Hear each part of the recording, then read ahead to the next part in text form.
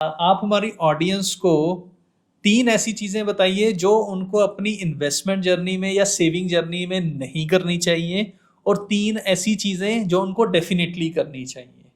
तो अभिषेक, 3 गलतियां अगर मैं बोलूं तो सबसे पहला मुझे लगता है जो सबसे बड़ी गलती लोग करते हैं वो ये करते हैं कि अपना लॉन्ग टर्म का पैसा जो 5 साल 10 साल 15 साल का मुझे नहीं चाहिए, बच्चे की एजुकेशन अपनी रिटायरमेंट का पैसा, उसको उठा के ऐसी जगह पे डालते हैं जो इन्फ्लेशन को बीट नहीं करता, महंगाई के ऊपर रिटर्न नहीं आती। For example FD.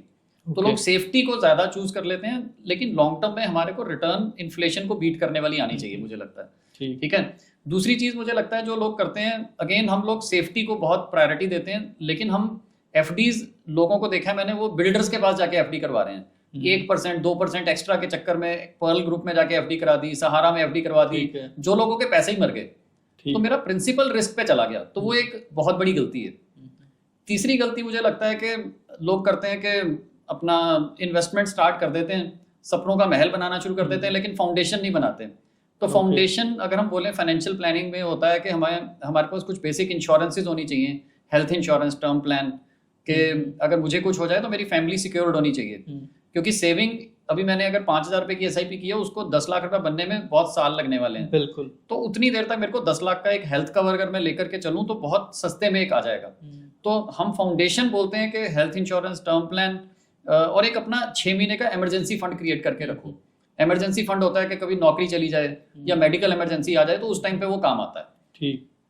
तो ये 3 गलतियां मैंने देखा लोगों को बहुत ज्यादा करते हुए, तो इनसे अगर हम बच पाएं तो हमारी जिंदगी काफी सुखद निकल सकती है। बिल्कुल बिल्कुल। और 3 पॉइंट्स अगर मैं बोलूं कि क्या करने चाहिए, तो मुझे लगता है अगेन मेरे दिल के बहुत जो पास है वो है कि मुझे लगता है everybody can be financially free.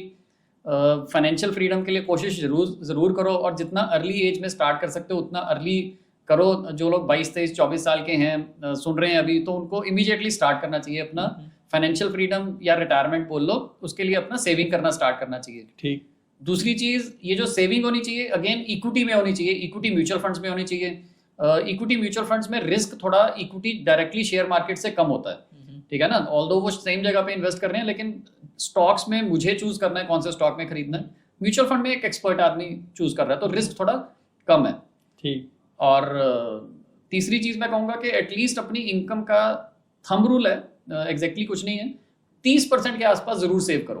ठीक है। तो अगर आप 30% के आसपास सेव कर रहे हो, आपकी काफी हद तक जिम्मेवारियां पूरी हो जाती हैं। 70% कंज्यूम करो, लाइफ एंजॉय करो। ये तो नहीं कह रहे कि लाइफ को एंजॉय मत करो।